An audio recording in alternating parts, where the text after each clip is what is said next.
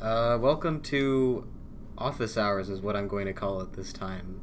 This is my continuation of the several podcast series that I'm doing in order to gain insights from the people I know and find interesting. And this podcast is going to be primarily focused on speaking to professors and sometimes other students about what they're interested in and about their opinions on certain things. And in general, you can expect a lot of the same things as I did in my other podcasts.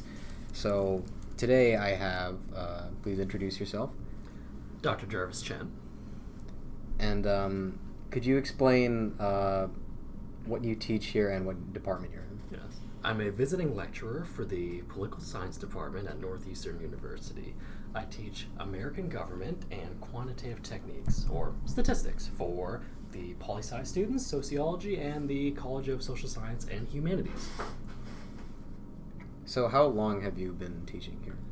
I've been teaching at Northeastern as the instructor of record since 2012. I became an adjunct lecturer after I graduated with my PhD in 2016, and I returned this year as a visiting lecturer. Prior to that, from 2009 to 2012, I was a teaching assistant. So what was the path you took to get here in terms of like what you did in high school and academics, like what your interests were, and like why did it lead you here and not anywhere else? It actually took me a long time to find kind of my path. In high school, I really just enjoyed science and math a lot. It didn't really apply to anything else. I enjoyed my writing courses, so when I became an undergrad at the University of Vermont, I took a lot of English classes, and I took a lot of bio and engineering courses, but I never quite found my favorite subject. So in my junior year, I had to declare my major. And prior to that, I kept on taking political science classes as filler, and I realized, well, if I keep on taking these courses as filler, then it must be something that I enjoy. So I became an English poli-sci double major with a minor in Chinese, and then I applied and got into the master's program for political science at Northeastern University. It was actually a bit of a toss-up. I applied to some writing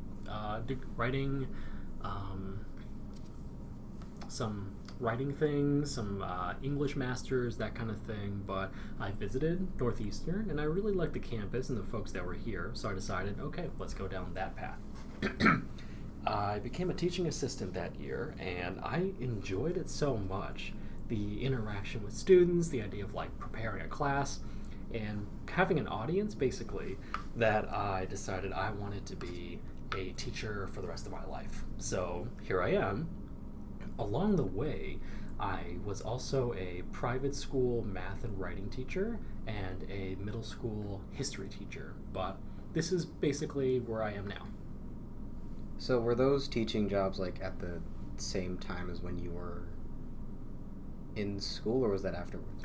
I was in my last year of my PhD when I became a private upper school writing teacher and math teacher. And then I finished my PhD, and for 1 year I was also a middle school teacher. So one was before and during, and the other one was afterwards. So is there a reason why you didn't really stay in those places for that long? The reason why I didn't stay in the private school was because the school had moved to a new location, and in doing so, it was difficult for the commute for a lot of families. So they lost a lot of students during the time, and if you don't have as many students, then you're not going to have as many teachers. But I love that school. Right. Great kids. I still see them pretty often. I went to Six Flags with 5 or 6 boys at the end of the summer. It was a great time. I've been very interested to see how they have grown as students and as young adults. So is this something like teaching, is that something you envisioned yourself doing when you were young and like either as like a child or like a high schooler? Actually, if you were to look at my yearbook from kindergarten, and there was a little section about like, what's your favorite animal? And I said elephants. It also, there's a little part that read, what did I want to be when I grow up? And 5-year-old me said a firefighter. So I think I was very influenced by TV and movies at the time, and all my heroes were people of action, people that moved forward and saved lives. And while I cannot save lives directly, I can definitely, definitely say that my life as a teacher is to improve the lives of others. So you saw teaching as like the outlet for that. Yeah, I'm a extrovert and a very social person as a result, and it's a great feeling to be in an informal setting with students. It's very different than interacting with adults, because in an office environment, you're working together on tasks, whereas as a teacher, in front of a classroom, be it a middle school or a high school or undergraduate or graduate school, you are imparting knowledge to them, and they are also giving you all kinds of wonderful experiences as a result. I'm a firm believer that I learn as much from my students as they learn from me. Sometimes maybe even more so. So like, how much of a difference would you say there is between interactions on like when you were in like the middle school and between interacting with students here? It really depends on the school and what is the priority of the school. So obviously at Northeastern, I have a lot of control over and freedom to kind of craft my course however I want. The American government class that I teach has a lot of discussions and is student driven, more so than the statistics course that I teach. But at the middle school that I taught at before, it was a very strict school, so students really were meant to provide answers and little else. The interaction that I got with them would be during like lunchtime and stuff, and they would get a huge kick out of that because I was very genuinely interested in their lives. But in terms of the actual purpose of being their teacher, there was little interaction, the same way that I would at the undergraduate or graduate level at Northeastern. The high school that I taught at was a very small school, and I would usually run classes between 2 to 4 students at a time. So if you can imagine what a small environment that is, I probably would spend a majority of my day just kind of hanging out with my students, providing feedback, and shooting the breeze with them. So would you say like with the middle school interactions, like that's sort of inherent to like just the structure of like a middle school, or is that something that you think is very specific to the particular school that you're at? That was very specific to the particular school. They had, every school's going to have their own models, and some schools may focus more on creativity and open discussions, open environments. Other schools are focused on repetition and something that we call, drill and kill. And a lot of this, you can see a lot of this in like prep schools, where it's just they repeat things and they drill over and over again. A lot of practice. And that really depends on your target audience. If you have parents that want their students to excel in a very specific place, a very specific field, then maybe that school would be appropriate for them. But for some students, depending on their neuro profile, their personality, maybe something like that wouldn't be appropriate for them. And the high school that I taught at was kind of a refuge for students that came from either poor public school experiences or very poor prep school experiences, and they needed something that was a much more warm environment for them to succeed. And it really depends on the model of the school, and you'll see so much variation. It's not just a middle school thing or a high school thing. They run a huge spectrum. So do you think that like public schools today are sort of being influenced by that like traditional prep school model of like just like memorization and like drilling and stuff like that? Because I think that that's sort of something I see whenever I think about like increased reliance on like standardized testing and ranking and GPA and all of that. And it's sort of like high school is now sort of moving towards like a focus on that, even if like there's some sort of like message within these public high schools that sort of intends to say that like we're not supposed to be about that, but this is what we're primarily working towards. There are a lot of kind of gears that are interplaying in these situations. Part of it is funding. Your funding may be predicated on how well students do on a certain type of test that is based on a curriculum. Part of it is there could be a standardization movement going on where you're trying to prescribe a particular curriculum, and in doing so, you're trying to enforce the content, and schools have to, if they choose to, they will follow that, and in doing so, it kind of standardizes and normalizes things. So I know that there are a lot of people that I knew in my experience with charter schools that came from a public school environment, and it wasn't a good fit for them, and a lot of people that moved from a private school to a public school environment because that was a better fit for them as well. So to kind of answer your question about the way things are going, in what we're seeing now, parents have a lot of information and they have a lot of choice, more so than ever. And I think that in a lot of places, students have a lot of options. So in doing so, schools are just doing the best that they can with very limited resources and limited time. As a teacher, that at one point my schedule was from 6 in the morning to 5 o'clock in the afternoon. It is a lot of work to be a teacher, let alone an administrator or head of a school. And there's a lot of pressure from so many different places, and the school has to decide where they want to set their priorities with those different pressures from so many different angles. And schools will vary a lot in terms of where they settle on those pressures, but you will also see a lot of repeating patterns in where schools will follow because of things such as incentives for funding and for expenditure per pupil, and also the pressures of the very community that they serve. Do you see this as like a modern problem? Like something that's sort of only come into view within this 21st century, where we have the information and like just the growth of, I guess, like interconnectedness between like different areas within the country?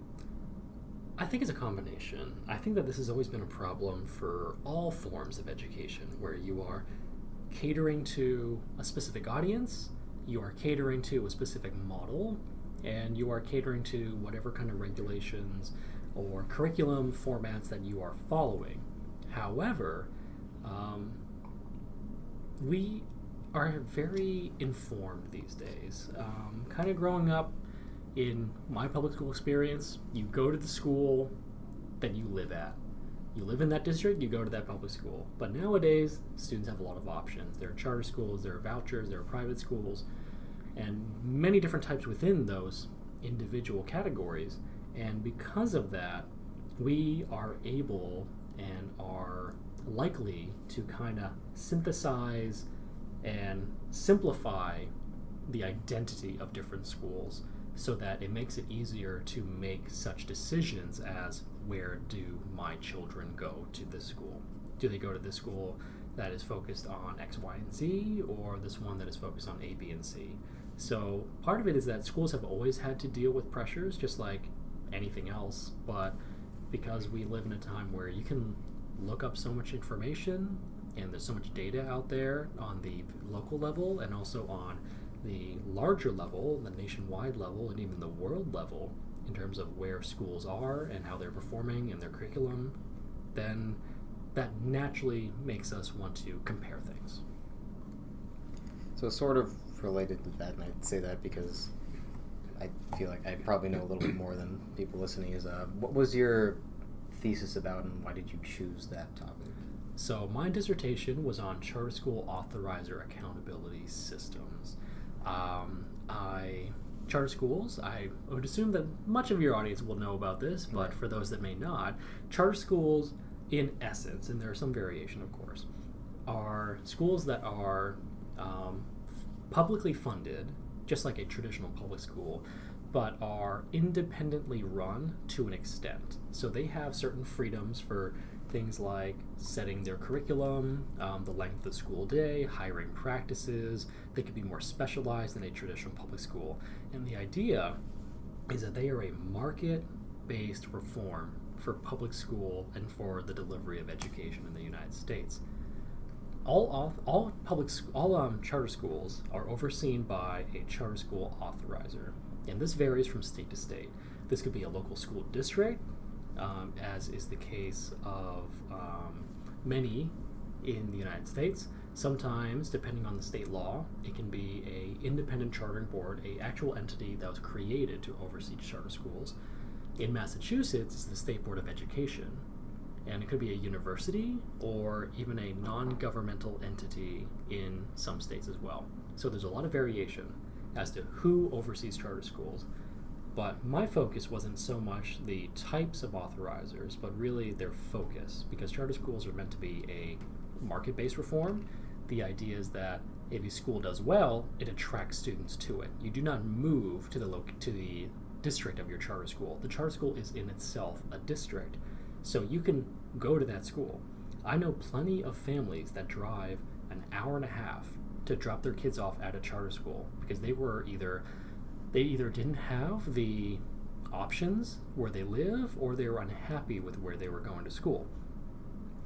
And my focus was on how much the authorizer emphasizes the market versus traditional forms of accountability. So this could be something like an authorizer asks for potential schools that want to open to provide a wait list of parents that are interested, or show them like surveys or interviews with parents or community engagement or community support. That would be a market-based accountability. Bureaucratic accountability would be very traditional, looking at the curriculum of a school, the hiring practices, the finances, basically overseeing the school the same way you would oversee a traditional a traditional public school. So I looked at the documents from different authorizers in the United States, and I looked at how much they emphasized market versus bureaucratic components of accountability. And I found a lot of interesting things. So, like, what motivated you to choose this specifically and not anything else that might not be related to the education angle? Part of it was that a lot of the research done on charter schools was focused on the success or the efficacy of a charter school environment. And with my experience being, I was actually a substitute teacher at a charter school, and I know lots of teachers from public and charter school, obviously. I was aware that there is a lot of variation between charter schools. So just to take a label and say, charter school, are they better than traditional public schools? It's a very ambiguous thing to kind of look into, and it doesn't quite capture the experience, because you cannot just create a label and say charter schools are better or charter schools are worse. They're very different on an individual school level. So I focused on the authorizers because, in essence, they're the ones that are driving the charter school movement per se, because they are the ones that oversee the schools. If you want to start a school for a specific purpose, like maybe a math-centered school for students of a certain neuro profile, then if you want to start a charter school, you need to go to the authorizer, and then you need to follow the authorizer's requirements for their applications. And if the authorizer isn't focused on market-based things like how many parents want to go to your school, then that kind of is not the same focus that charter schools were meant to embody, this market. So a school should do well, and it should attract more students. And if a school doesn't do well, or it doesn't meet its annual goals, then that charter school can actually be put on probation, ultimately can be closed by their authorizer, depending on how long their period is. Could be between 3 and 5 years typically, though some are longer. And I think that's a very interesting concept. The idea of are charter schools good or bad is for someone else to assess. The success of a charter school is for someone else to assess. For me, my contribution to the literature was, do they embody the ideals of the market? So you saw more importance and, I guess, intricacy in terms of like the guidelines by which they are authorized and how they operate, rather than how people sort of put metrics on like what success or efficacy means. Yeah, because that could be defined in so many different ways. Right. I want to create my own definition. I'm just one researcher. I'm not part of a large institution. This is for my PhD. This is my first big piece of research. Honestly, and this will be very helpful for anyone who's looking into doing research, a lot of it is working with the data that you have or working with the data that you can get. What can you wrap your hands around?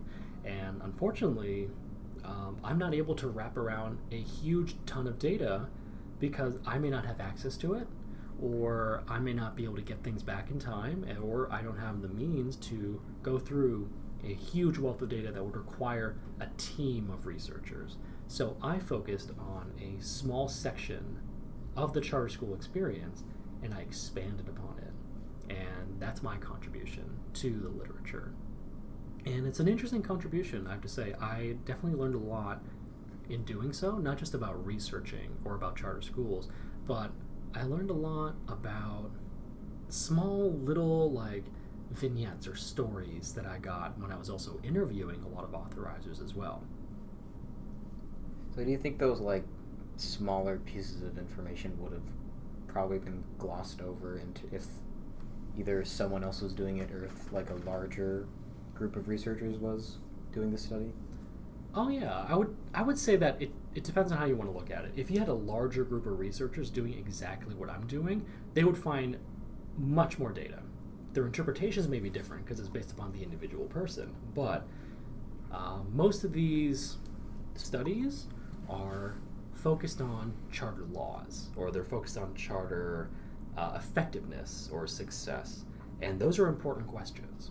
But in looking at those questions, you kind of are looking at it from a very big picture point of view.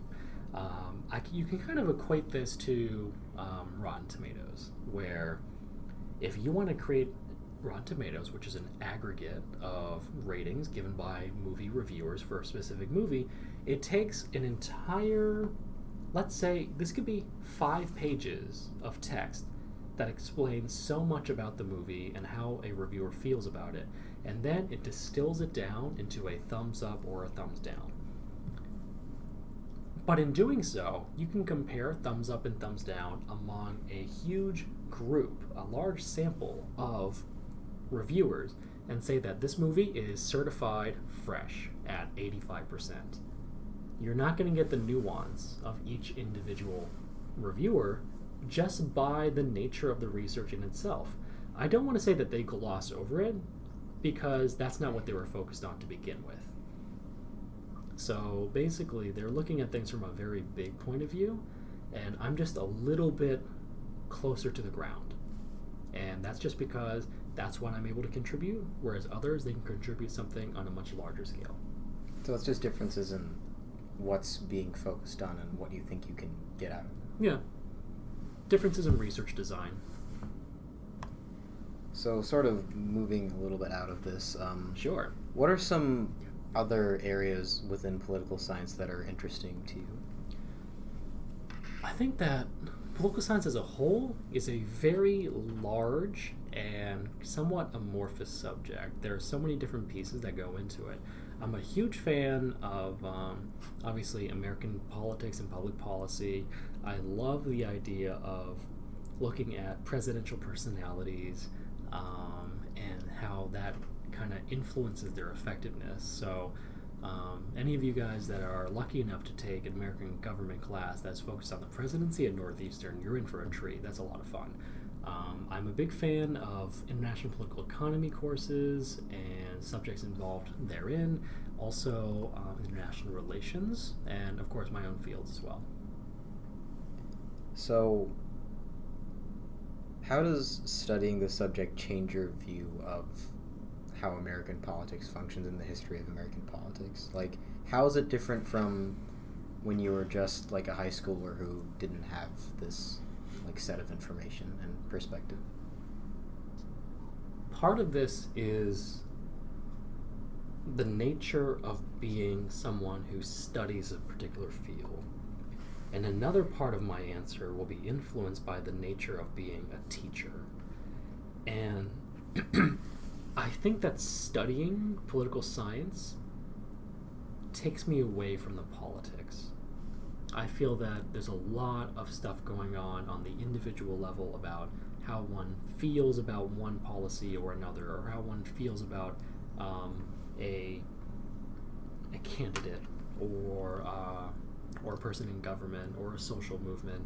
There's a lot of different opinions, and when you study something such as political science, you kind of have to step away and look at it as objectively as possible. And part of being a researcher is taking the subjective and making it objective. So I, in a way, remove myself from the political process as a political scientist, as a PhD in poli-sci. And being a teacher has also changed my views because I will interact with students from so many different walks of life. You'll have students that are, just by nature of being Northeastern, very liberal. And then you also have students that are very conservative. And in a way, being a teacher is about supporting their beliefs.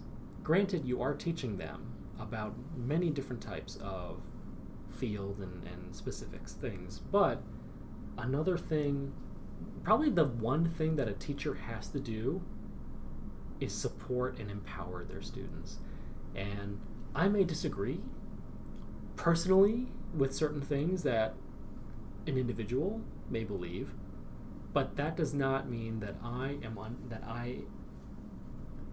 am unable or should not empower them. So the students that are super liberal, it's my job to empower them. The ones that are super conservative, it's my job to empower them. And in doing so, it really forces me to increase my empathy for people and then for their beliefs, because part of you wants to analyze where someone came about their thought process, their kind of belief systems. And then another part just wants to appreciate people for who they are. And that is something that I think every teacher has to learn, because ultimately, yes, you're giving them a slice of knowledge from you or from someone else or from a book, but you should also empower your students to believe that their knowledge can also contribute to a much larger sphere. So, do you think that you're more influenced by these kinds of perspectives than you are like actually studying political science on like a abstract, objective level? What do you mean by influence? Like, I guess like how you sort of view politics in general, like your personal views on it. It's a mix.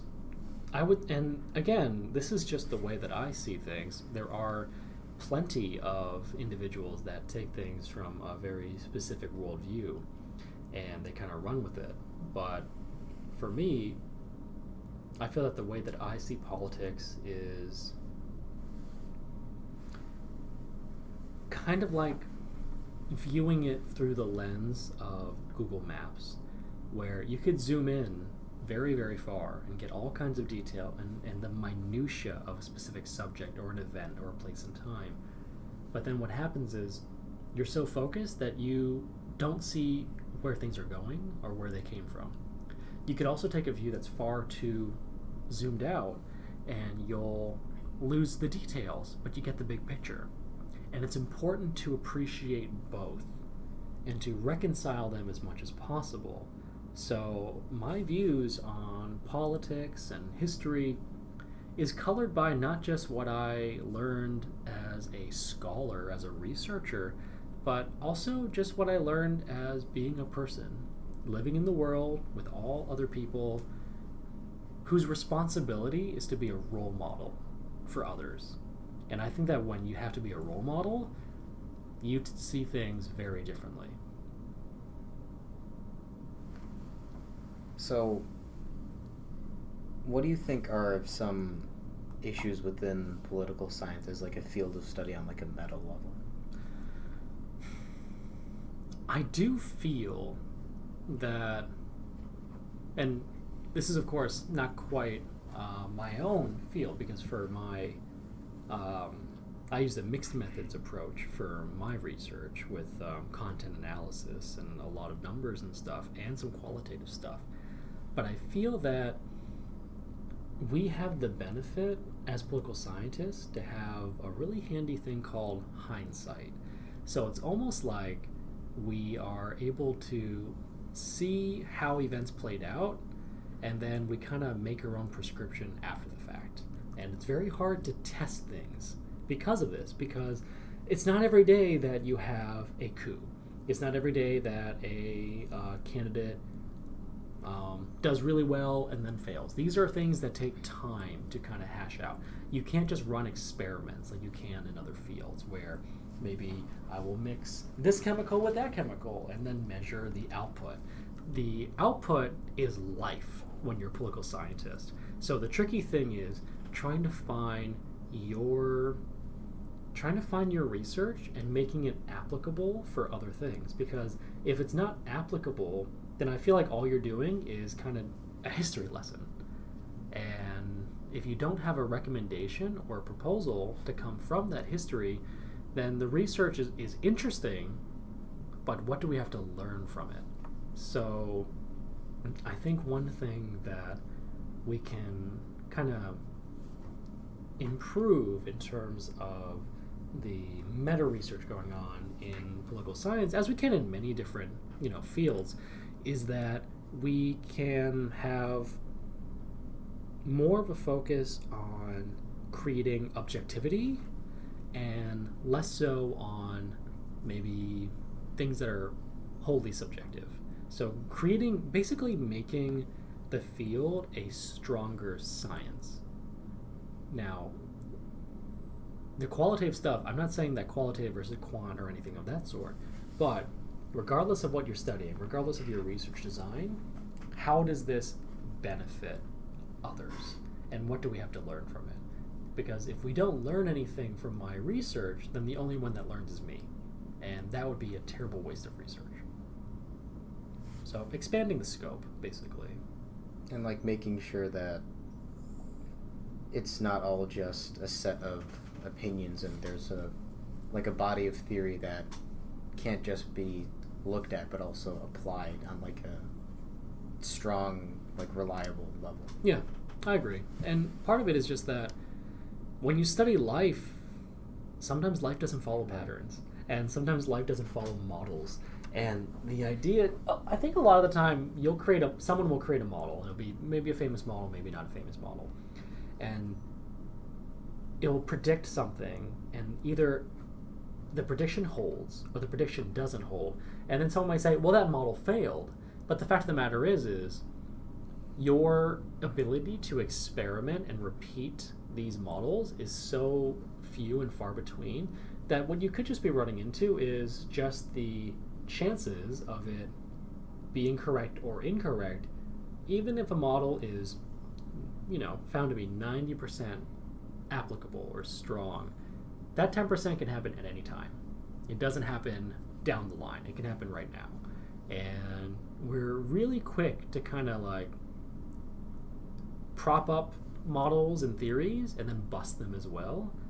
And you kind of see this a lot with pundits on cable news, and where they take one side and they just battle it out very much like a game show.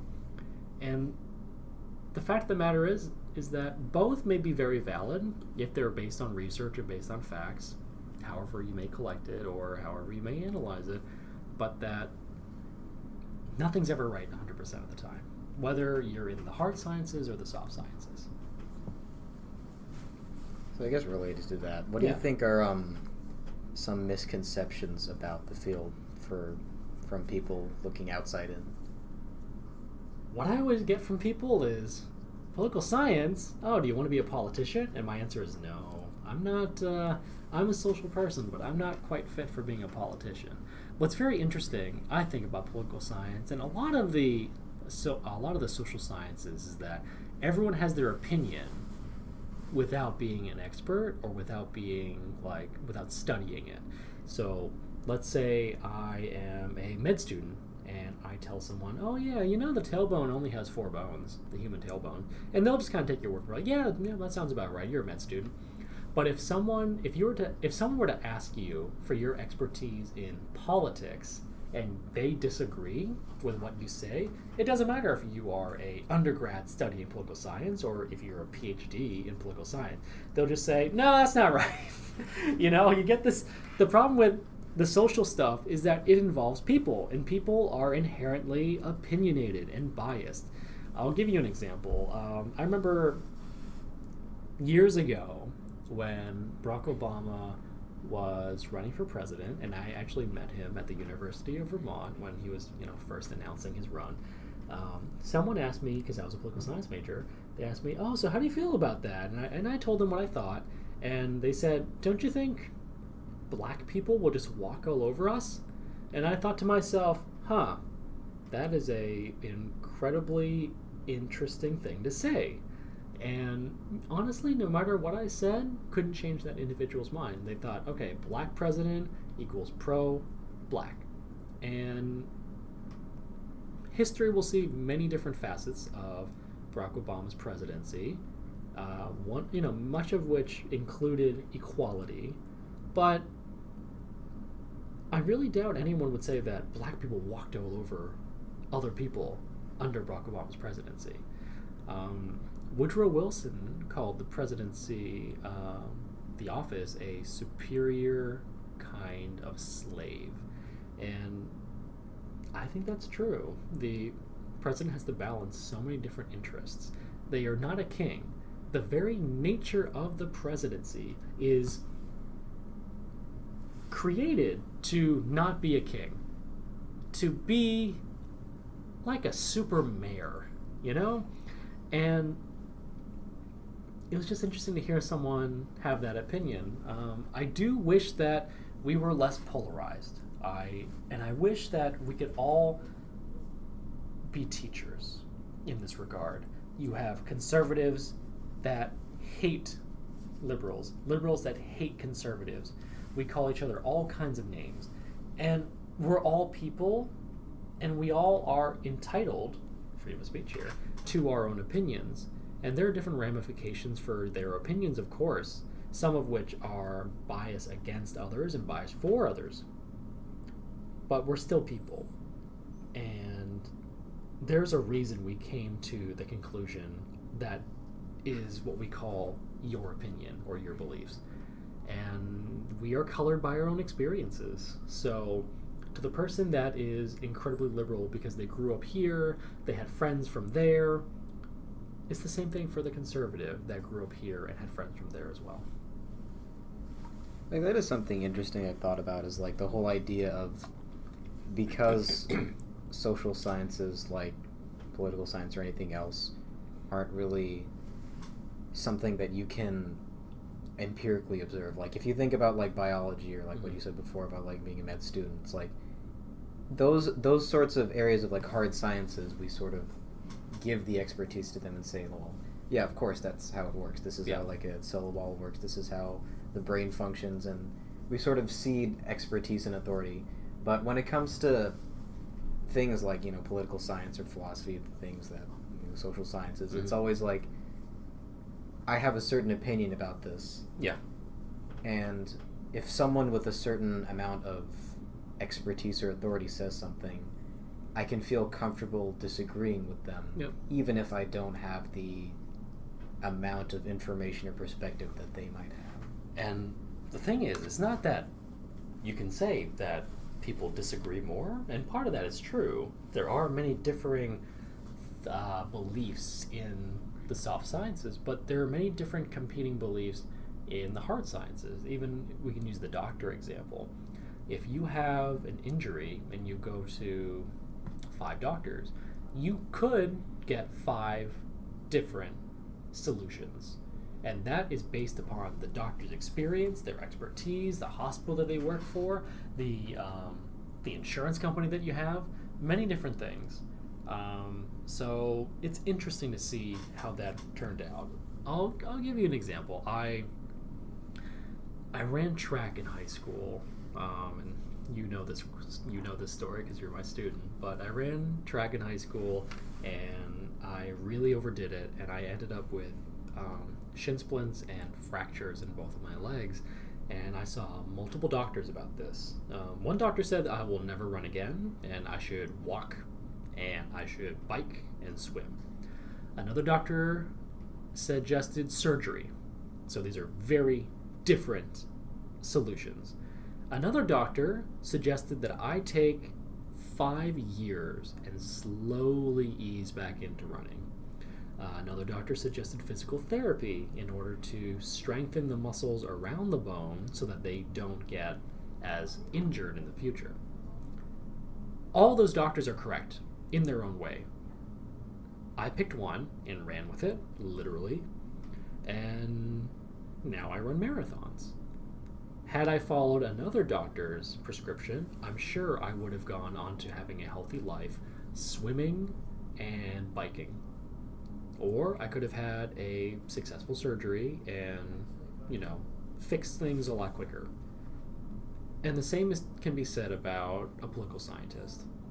And a lot of it is just we were taught to follow this certain philosophy or this theory, and our experiences have colored our opinion. That's what makes a person an expert. An expert is not someone that's always right. An expert is someone that has something to say and has experience with the subject matter. Because what is right? It is a very subjective thing. So, sort of moving out of the meta questions, and more into specific ones about political science. Do you believe that the unifying aspects of political parties is more beneficial to us as citizens compared to the amount of reduction of accurate representation of our wants and needs is? I would say that political parties have a very specific role in government. They inform the public, and they also provide information and services to candidates, and to create policies that benefit individuals, benefit specific groups of people, or benefit all.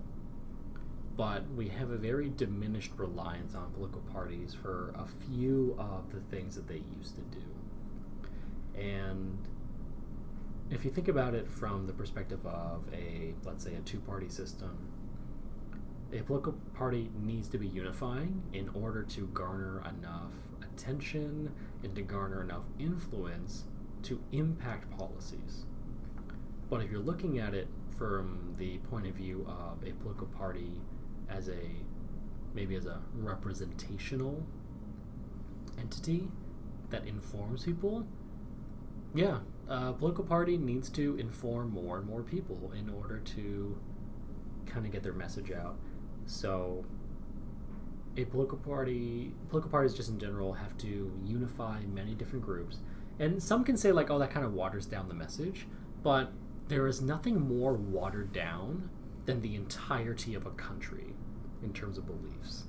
So I believe that political parties kind of have to spread their influence, and as they spread their influence, then they are representing more and more voices, and in doing so, a lot of it kind of meshes together, and they have to create a platform, obviously, and it's up to you whether you want to join the platform. And this kind of has a cycle where they try to garner attention and votes and to appease their public or their constituents, but then they also have to set up shop and decide what the party stands for, and then people can either join or leave the party. And then the cycle repeats again, where they try to reintegrate or integrate people into the party. So,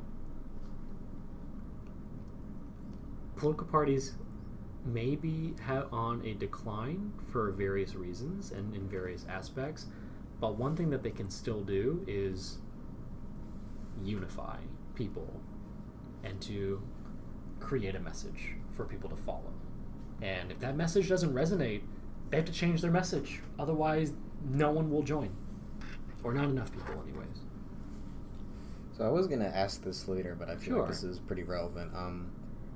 Sort of specifically with the Democratic Party, do you think that what they're doing right now, which I believe to be currently, I guess, aligning towards the center, is a strategy that is intended to redefine themselves, or is it just a continuation of where they were coming from? Because I think, like, if you look at policies implemented by, Bill Clinton or Obama, like, a lot of that isn't really something that you would, I feel, see from, like, New Deal Democrats in the early 40s. Well, we've talked about this in class. Realignments have occurred multiple times where political parties have shifted their message. And part of it is that it's not a one-time deal. They're always shifting their message little by little. There are going to be certain punctuated equilibriums that happen where a large realignment can occur. But there's always small tweaks that are going on. And I believe that the Democratic Party is moving and will continue to move towards the middle because they are trying to represent more and more people. And in doing so, they're going to change their message ever so slightly or greatly. They will still have bedrock principles, but those can change too.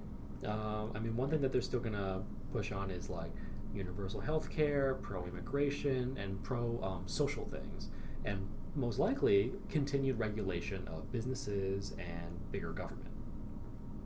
But some of these may chip away. Some of these may shift. They may absorb into other types of beliefs and policies to follow what the public wants. And a big part of what the Democratic Party needs to do in trying to appeal towards a more moderate base is educate. And I think that might be the most important thing, is to provide information, as a party is supposed to educate potential voters to align with the Democratic Party. Same goes with the Republican Party. And if that can show through, where you can, in a way, out-educate a different party, then I think that a voter will reciprocate and go one way or another. It's about presenting not just the facts, but presenting a belief system. If you believe that, let's take a Rouseyan view, that everyone should view everything as equal, not know what walk of life you're going to have, then that's something that's going to resonate with some people, and it may not resonate with others. But to convince someone that it should resonate with them, to educate them, that is the trick, and that is the key. Like, is that something that you think is... Would you say that that's like a contributing factor to why they're currently not in power in either the presidency or either of the houses of Congress? I would say that we will be researching recent political events for years to come. But there's so many contributing factors. You have a lot of people that are first-time voters voting for Republicans, and also people that are first-time voters voting for Democrats. You have, I would say, a rallying effect around the president. And you'll recall that the President Trump was not the original favored candidate of the Republican Party, but he garnered such an impressive following that the Republican Party couldn't help but couldn't ignore him anymore. And of course, they chose him to be their candidate, leading to very good success, obviously. But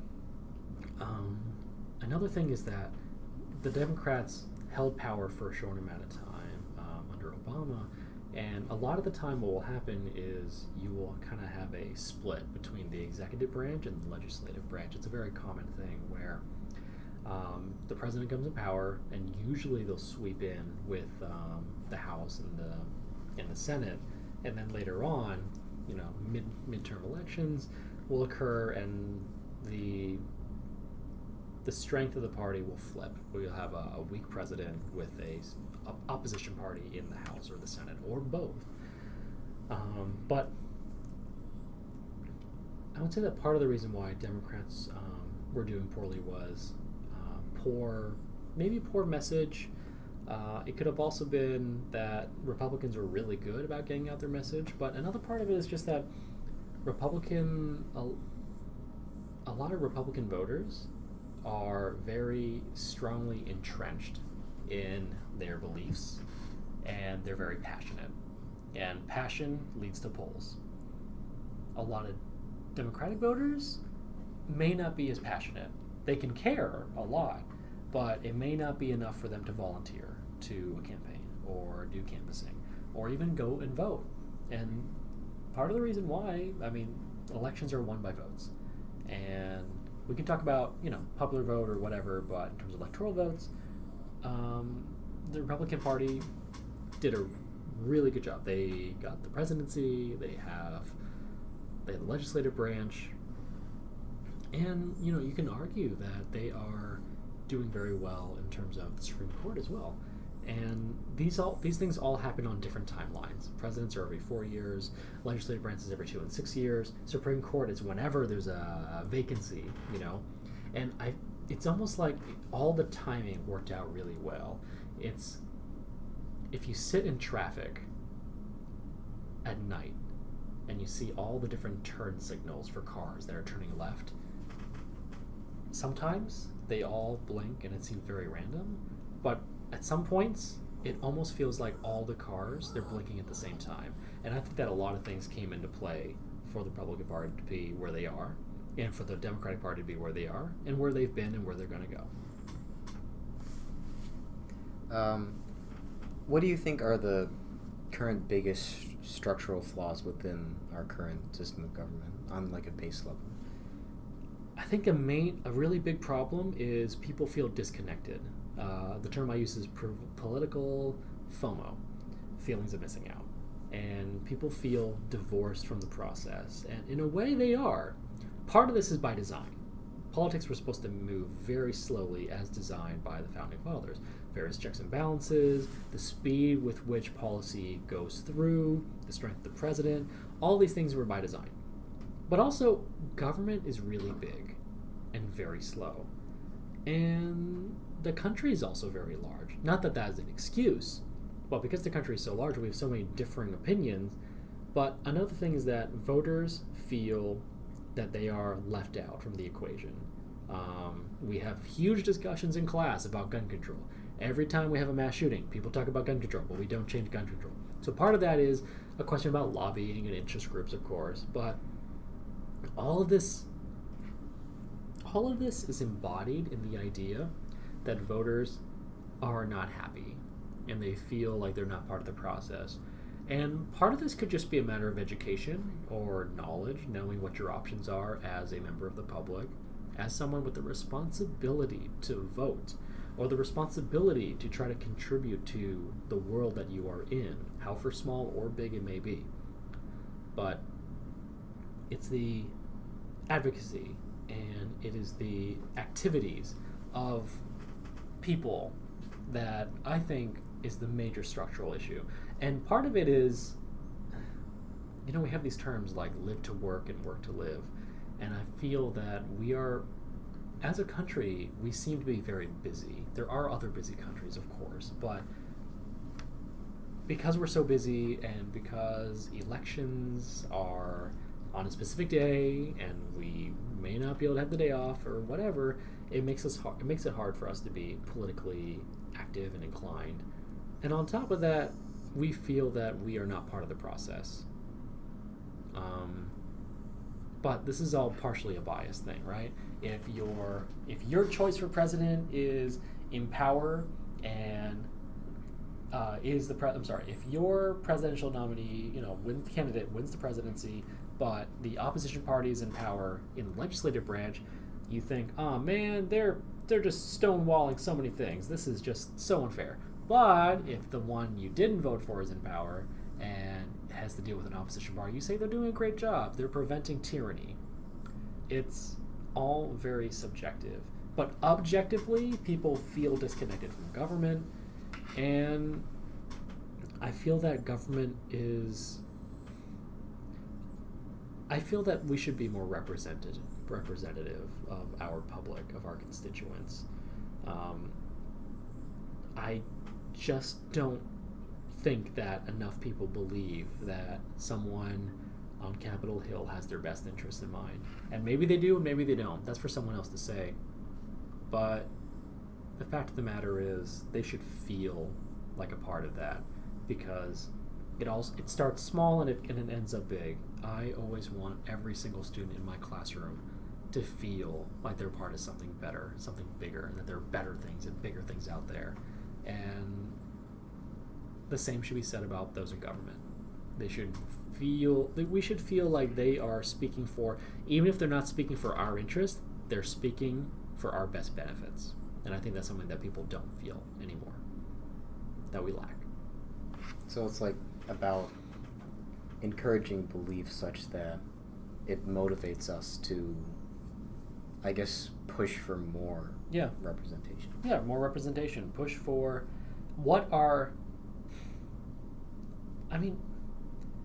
when JFK was fueling the space race, he commented that it's not so much ask not what your country can do for you, ask what you can do for your country. And I feel like how we are now, we feel so small compared to the rest of the country that our contributions may not amount to anything. But I say any contribution you can do, add it together, it becomes, droplets become an ocean. And there's not enough to foster that feeling. We feel so disconnected that no matter what efforts we may do, what efforts we may put in, no one's going to feel it on the other side of the country. But you can focus in on your own little local community and try to make things better there. And one person does something, another person does another, each person taking care of another, adding more and more, it can lead to a big effect. But we just have to believe that we can. I guess the thing that's missing is the feeling that our leaders, our representatives, are also role models. A lot of people think like, oh, I want to be president, I want to be a senator, or I want to be X, Y, and Z. And they're thinking about certain aspects and traits that a president should have or a senator should have. One trait that's missing a lot of the time is that role model contrast, where we should feel that they are good people. Part of this is kind of like a beer test, not gonna lie, but to humanize them is super important, and to also humanize the opposition. It's a big game, politics, a lot of the time, and they're playing that game. But if they could just explain what a game it is, then maybe you'd feel closer to your representatives. So, I guess maybe related to that, what do you think are some reasons that someone who is looking from the outside in should decide to study political science? Like, what would you say to someone to either push them towards it or away from it? You have to have a passion for it. If you think it's interesting, then go for it. If you don't think, if it's of no interest to you, go ask someone that is that it is interesting to, and see if you can get fired up from their interest. If you find no interest for it whatsoever, then hey, politics may not be for you. I have plenty of dinner conversations where someone will say, hey, shouldn't we be talking about politics? And the answer is, no, not right now. Not in this time, not with this composition of folks. But it's always good to be informed. However, you can say like, oh, it's really important to be informed, but we could be informed in so many different ways. You could be informed on the news, in politics, but someone can say, oh yeah, but shouldn't you be more informed about how dolphins use echolocation? That's knowledge, right? I think that the thirst for knowledge should be something that we are all responsible for. And even if you're not interested in something, try to have some understanding of some aspect of that field, because for someone else, that's their entire life. And if someone cares enough to make that their entire life, I think they're entitled for you to have a little listen. So, yeah, realize that the study of political science is the study of people and policies and history. And if that's of interest to you, then it might be right up your alley. Have you seen House of Cards? Yes, I have. I think it's a great show. I think that it's a good show for not just young people, but for a lot of people to kind of see a very, let's say, dramatized view of politics. But a lot of the lessons in there, a lot of the characterizations, they hold true. There are a couple of parodies I remember seeing online where they would kind of use different presidents as a TV show. So when President Bush was president, there was a show called That's My Bush that was created by Matt Stone and Trey Parker to parody George Bush. Cracked right now has a show that's called like the Donald Trump Show, where basically they review events in the Donald Trump presidency as though it was a TV episode. And I think it's really funny, but it's also very informative. So I think House of Cards is a great show. Don't think that politics are completely like that, obviously. Like a doctor's office is not like ER or House, but it's interesting and you might learn something from it. I think in general, like the show, like just whenever I watch it, I usually just get stressed over. Oh yeah, like what is going to go wrong this time in politics today? It feels so dire, right? Yeah, because it gives you like a very specific view of like what's going on like behind the scenes, I guess. And like our normal view of politics, I guess, is like, when someone reports like, oh, this bill was passed today, or like this was said in the Congress today at this moment, like a C-SPAN clip, and it's like you don't see like interactions between politicians. You don't see like bills being written or committee meetings happen. Right. You don't see all the bits and pieces that go into it. You get the snapshot. And it's nice to see a show that kind of goes into the bits and pieces, but always understand that it is art imitating life, and don't make it life imitating art. But as for all forms of entertainment, of course, it's very interesting, and it's a good show. Who doesn't love all the actors on there? Great cast. What do you think, and this is going to be the last question. Oh, sure. What do you think you'll be doing different in the future? Do you think you'll continue being a professor? Or do you have other aims? We could do a podcast on just that question right there. I would love to continue being a professor, but I'll tell you something that my English professor told me when I was deciding between grad school, and he said, if you want to be a writer, you can always write. You don't need to be a writing master's to write. You don't need to be a PhD in political science to research politics. But the one thing that always stands for me, that resonates with me, is the interaction with people. And the idea that I give my students a bit of basically my heart, my soul, and freely, and they can do with it as they want. They can keep it, or they can leave it. And as long as I'm inspiring people and giving people a part of me, that's a good life for me.